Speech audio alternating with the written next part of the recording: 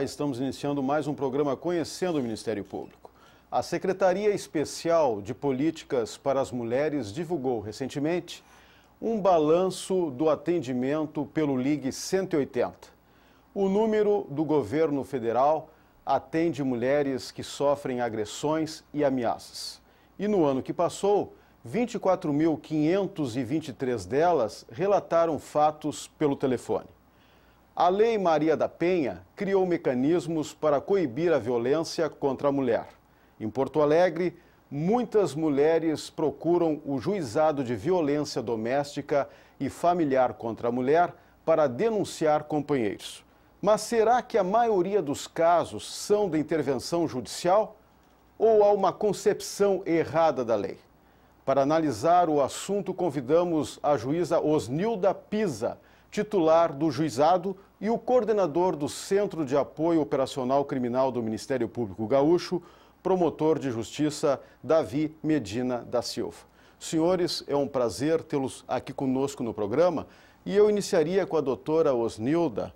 Há quanto tempo está instalado o juizado em Porto Alegre e qual a experiência que a senhora vem vivendo? Antes da instalação do juizado, havia um projeto que recebia todos esses expedientes da Lei Maria da Penha.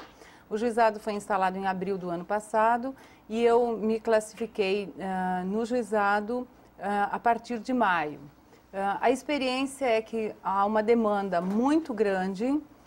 Esta demanda ela é dividida, eu poderia dividir assim, em casos, muitos casos que seriam da própria varas de família, né, porque são objetivos separação, alimentos, enfim, são problemas que demandariam uma solução na vara de família. E também muitos casos de saúde pública, como mães e companheiras que ingressam via delegacia de polícia com o objetivo não de processar criminalmente o seu companheiro, o seu filho, mas com o objetivo de conseguir um tratamento para dependência química, para dependência de álcool ou até para alguns transtornos psiquiátricos. A senhora tem um quadro de quantas ações mais ou menos tramitam no juizado e quantas audiências são feitas com mulheres vítimas? Bem, na verdade, eu faço as audiências com vítima e agressor. Todo pedido de medida protetiva em geral, é designada uma audiência preliminar com vítima e agressor, de modo que eu possa identificar exatamente o que esta vítima busca e se é caso de violência, o que está por trás desta violência.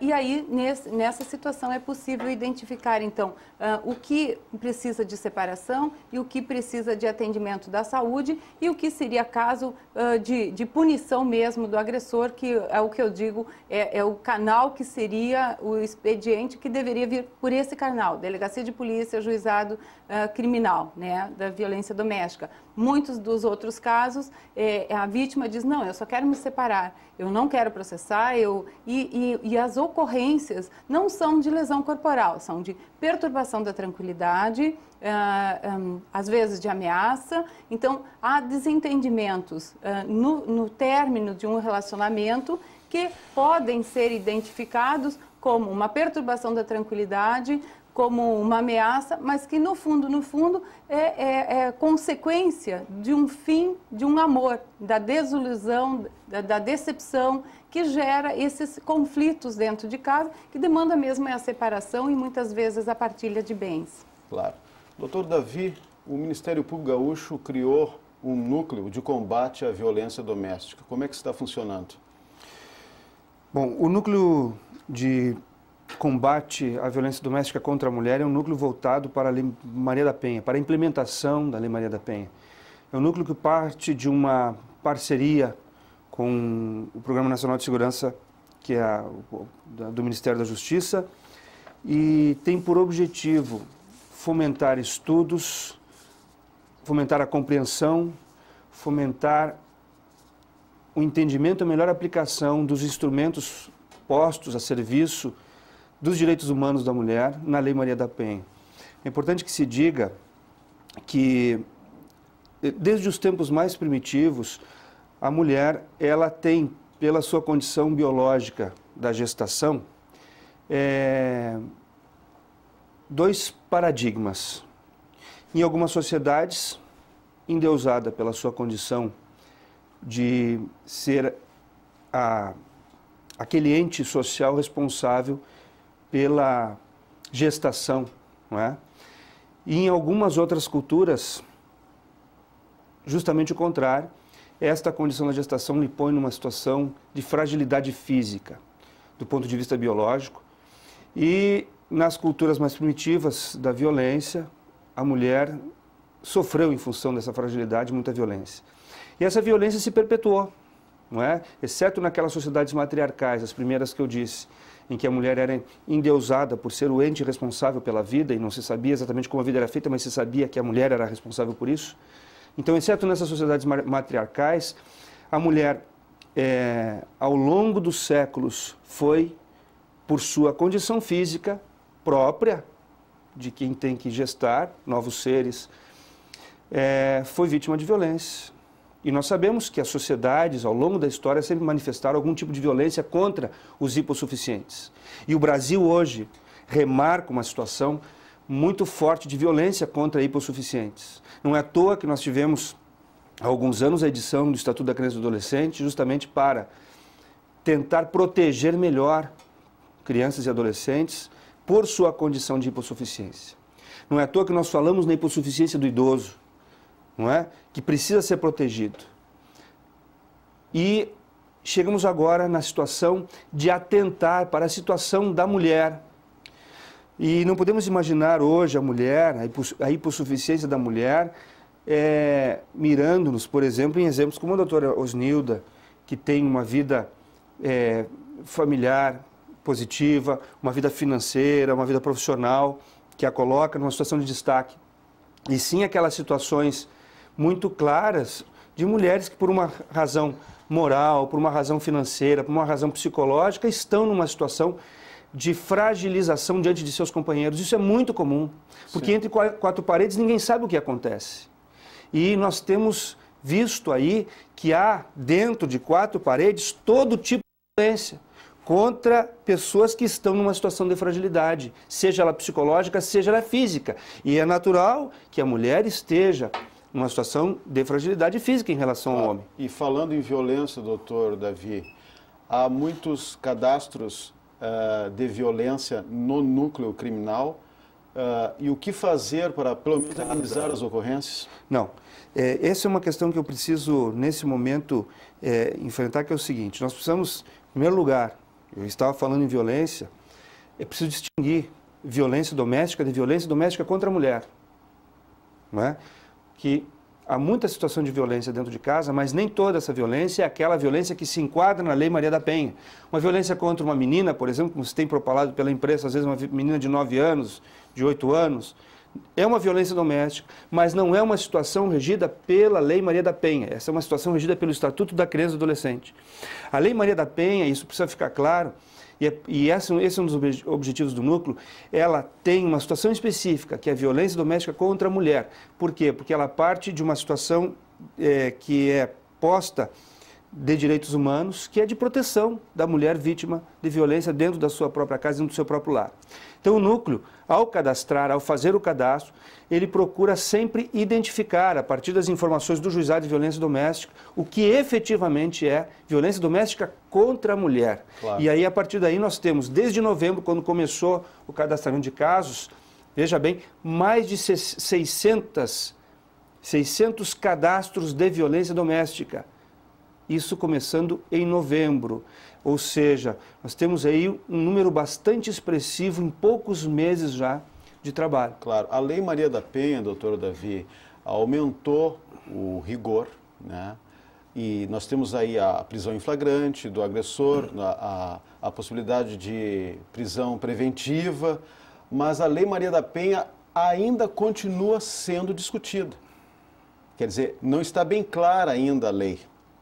E o Ministério Público tem feito encontros para, pelo menos, clarear a norma? Nós temos, assim, a convicção de que todo instrumento legal novo, ele gera polêmica na comunidade jurídica, pela inovação que representa.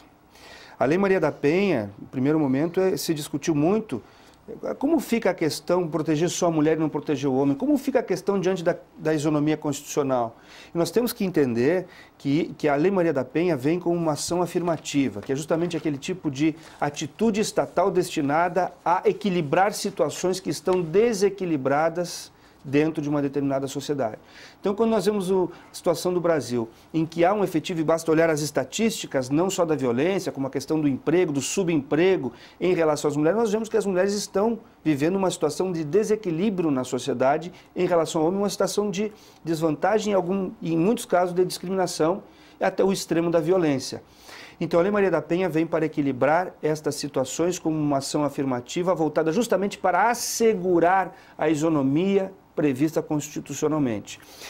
Então, essa falta de compreensão, às vezes, do significado e do conteúdo de direitos humanos da Lei Maria da Penha, como algo que é supranacional e supraconstitucional, inclusive, por força de convenções e tratados internacionais firmados pelo Brasil, que às vezes compromete a aplicação da Lei Maria da Penha por juízes e tribunais. Então, o Ministério Público tem feito aí um trabalho destinado a discutir com profissionais da área, com pessoas da comunidade, buscando aprimorar a aplicação, aprimorar a compreensão. Há muitas pessoas que confundem violência doméstica contra a mulher e violência doméstica contra a criança. Fomos a um evento agora, ainda semana passada, em que isso foi muito confundido. Então, nós precisamos esclarecer, precisamos, nós, operadores do direito, profissionais da área jurídica, encarregados de aplicar a Lei Maria da Penha, fazer com que ela seja aplicada da melhor forma possível. Não se imagina, por exemplo, um marceneiro que vai na nossa casa e deixa de fazer o serviço porque o martelo não está bom. Ele vai fazer o serviço da melhor maneira possível com o martelo que ele tem, com os instrumentos que ele tem, e esse é o nosso papel também. Então, estamos abrindo agora um ciclo de encontros sobre a Lei Maria da Penha, com pessoas envolvidas, diretamente envolvidas na questão, profissionais diretamente envolvidas na questão, para que nós possamos juntos amadurecer e poder atingir os objetivos da Lei Maria da Penha, que é proteger mulheres vítimas de violência doméstica, efetivamente, com aquilo que ela nos traz de bom. E eu acredito, sou um otimista, acredito que ela tem muita coisa boa. Certo. Doutora Osnilda, sabemos que a senhora defende um centro integrado de atendimento à mulher vítima, mas se uma mulher chega na delegacia de polícia e não sabe diferenciar um caso de saúde pública de um caso de polícia, é porque ainda existe mesmo um certo desconhecimento, não é isso? Na verdade, o que existe mesmo é falta de locais adequados de atendimento, né? De orientação. O que ocorre? Mesmo em caso de saúde pública, a pessoa vai lá no posto de saúde buscando uma internação para um dependente químico, buscando uma internação para uma pessoa, um familiar, normalmente o homem, e algumas mulheres também, com o transtorno bipolar, numa fase que está precisando de contenção e não consegue isso na rede de saúde. Muitas também buscam fazer a separação, só que em que pese o atendimento da Defensoria Pública, principalmente para as pessoas mais carentes, não é a todo momento. O que ocorre? A delegacia de polícia, ela está com as portas abertas 24 horas por dia. Então, a pessoa no desespero, e ela não sabe a quem recorrer, ela vai onde encontra uma porta aberta, que é a porta da delegacia. Isso faz com que a delegacia de polícia também não pode fazer a triagem, né? Se pede para registrar, busca identificar o que seria o tipo penal mais próximo daquilo que a pessoa está alegando para poder fazer com que aquilo chegue em juízo, né? Então, eu até anteriormente não disse o número, mas em média o juizado tem feito 500 audiências por mês, isso dá 25, 26, 27 audiências por dia. E são audiências onde são trazidas situações muito graves. Nós que trabalhamos no juizado, quando chega no fim da tarde, saímos desgastados, porque são problemas sérios, são problemas graves, são problemas que precisam de intervenção urgente da rede de saúde e há uma dificuldade muito grande. Então, porque a Lei Maria da Penha tem muitos aspectos positivos e eu prefiro destacar os positivos que os negativos, né? Então, as críticas com relação aos aspectos negativos são muito fortes em muitos pontos, mas eu prefiro destacar os aspectos positivos. Entre os aspectos positivos, eu entendo que esta visibilidade que a lei trouxe da gravidade do problema da violência doméstica contra a mulher, né? Para chamar a atenção para essa violência. A própria lei, em que pese ter sido construída por um número, parece que de 15 organizações não governamentais, e isso deixa transparecer bem na própria lei que há diferentes ideologias juntadas, né? Então, nessa discussão, alguns grupos conseguiram introduzir alguns artigos, outros grupos outros. Então, eu prefiro buscar aqueles mais favoráveis para fazer com que esta mulher que está sofrendo a violência, ela possa, a partir da intervenção estatal, passar a ser protagonista da sua história. Então, se o objetivo é tornar homens e mulheres efetivamente iguais, eu tenho que considerar esses aspectos. Como eu posso fazer com que essa mulher se torne protagonista da sua história? Eu preciso dar a esta mulher os mecanismos para isso. E então, independente do que ela busca nesta porta da delegacia de polícia, a primeira coisa que eu entendo que tem que existir é uma equipe multidisciplinar que possa acolher esta mulher, ouvir esta mulher, compreender o que ela quer e ver o que está por detrás daquilo que ela diz. Sim. E isso faria com que esta mulher pudesse ter um encaminhamento mais rápido e mais eficiente. Se o que ela busca é a separação, ela também precisa ter esse apoio, porque no final de um relacionamento, o desgaste, a emoção, aflora também aqueles instintos mais primitivos, quer dela, quer dele, e isso gera violência, e isso precisa receber um apoio. Mas, se esta mulher está numa relação, aí o doutor Medina me utilizou como exemplo de mulher que não é hipossuficiente, existem, já passou pelo juizado, muitas mulheres com graduação, pós-graduação, com doutorado e que emocionalmente são hipossuficientes. Claro. Então, assim, não é questão, a violência não escolhe pela condição financeira, pela condição cultural, pela condição intelectual. Não, são situações que precisam ser identificadas. E para fazer essa identificação, eu entendo que precisa ter essa equipe interdisciplinar, com psicólogo, assistentes sociais e advogados, para poder verificar isso. É claro que se houvesse uma triagem seria melhor. E falando em busca pelo juizado, doutora, há casos de mulheres que vão lá não por serem vítimas da violência, mas até para buscar benefícios? Bem, quando eu estava estudando ainda, tomei conhecimento de um advogado que fazia um tipo de ação específica que utilizava ex-militares ou militares que teriam sido expulsos das corporações, e ele buscava esses militares, ingressava com uma ação de interdição e, com base nisso, depois ele buscava a reintegração. Questionando um psiquiatra que lecionava uma matéria, na verdade isso foi na Escola Superior da Magistratura, eu fiquei assim, mas como que uma pessoa que a princípio seria saudável consegue passar por um exame psiquiátrico e ser interditada e conseguir essa reintegração? Isso era uma coisa que me chamava atenção. Na época, há 20 e tantos anos atrás, esse psiquiatra me disse o seguinte, né, em resposta, ele disse assim, uma pessoa que aceita ser interditada para receber valores financeiros, para ser reintegrada, ela é uma pessoa normal?